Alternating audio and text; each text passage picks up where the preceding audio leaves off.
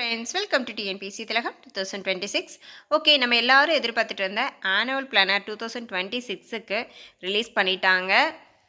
Notification date மட்டும் announce பண்ணல, எப்போ எக்ஸாம்னு அனௌன்ஸ் பண்ணிட்டாங்க. ப்ளஸ் இன்னொரு முக்கியமான அப்டேட் வந்து 2025ல் நடந்த குரூப் 4 எக்ஸாமுக்கு வேகன்சி இன்க்ரீஸ் பண்ணியிருக்காங்க. பார்டரில் இருக்கவங்களுக்கு அது பெனிஃபிட்டாக இருக்கும். ஓகே, மற்றவங்க எல்லாரும் என்ன பண்ணலாம்?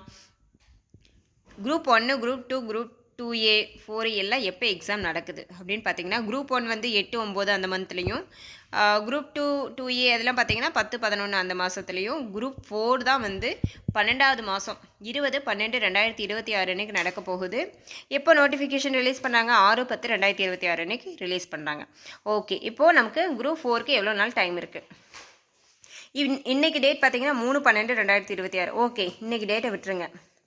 நம்ம இன்னும் வந்து 1 இயர் ஃபுல்லாக இருக்குங்க கம்ப்ளீட்டாக. அதாவது நம்ம இப்போது ஒரு பிளான் ரெடி பண்ணி உட்காந்து படிக்க ஸ்டார்ட் பண்ணுறதுக்கு எப்படி இருந்தாலும் வந்து ஒரு 4-5 டேஸ் ஆயிரும் இல்லைங்களா? அப்படி பார்த்தாலுமே நமக்கு வந்து ஃபுல் அண்ட் ஃபுல் நமக்கு வந்து 1 இயர் ஃபுல்லாக டைம் இருக்குது. இன்றைக்கி டேட் 3ஆம் தேதி தான், ஆனால் 20/12/2026 அப்போ எக்ஸாம். அதுக்காக நமக்கு 1 இயர் டைம் இருக்குது அப்படின்னு சொல்லிட்டு நம்ம அசால்ட்டாக இருக்கக்கூடாது. நம்ம எந்த அளவுக்கு நம்மளோட வேகமாக நம்ம வந்து மூவ் ஆன் பண்ணி போக முடியுமோ அந்தளவுக்கு நம்ம வேகமாக மூவ் ஆன் பண்ணி போய்க்கலாம். அது சம்மந்தமாக நம்ம எப்படி ஒரு ஷெட்யூல் போடலாம், நம்ம எப்படி படிக்கலாம் அப்படிங்கிற விஷயத்தை வந்து நான் கண்டிப்பாக நான் உங்களுக்கு ஷேர் பண்ணுறேன். அடுத்தடுத்து அப்டேட் பாருங்கள். இல்லை குரூப் 1 எக்ஸாம், குரூப் 2 எக்ஸாம் எல்லாமே படிக்கிறவங்களுக்கு எல்லாத்துக்குமே நான் கைட் பண்ணலான்னு முடிவு பண்ணியிருக்கேன். ஏன்னா நம்ம வந்து ஜிஎஸ் ப்ளஸ் மேக்ஸ் மட்டும் படித்தா போதும் குரூப் 1க்கு. குரூப் 2, குரூப் 2A 4 இது எல்லாத்துக்கும் நமக்கு தமிழ் படிக்கிறோம் அப்படின்னா இது எல்லாத்தையும் நம்ம ஈஸியாக வந்து இந்த டைம் வந்து மோர் தென் எனஃப் டைம் ஈஸியாக படிக்கலாம். ஸ்லோ அண்ட் ஸ்டடி எனஃப் அப்படி தான் தோணுது. ஏன்னா நமக்கு 1 இயர் அப்படிங்கிறதெல்லாம் வந்து ரொம்ப பெரிய டைமுங்க. ஓகேங்களா? அதுக்காக நான் கடைசி வரைக்கும் படிக்காமல் இருந்துட்டு அப்புறம் படிப்பேன்னு கிடையாது. நம்ம வந்து ஒரு ஷெட்யூல் போடலாம், அதை வந்து ப்ராப்பராக ஃபாலோ பண்ணலாம், கொஞ்சம் கொஞ்சமாக படிக்கலாம்.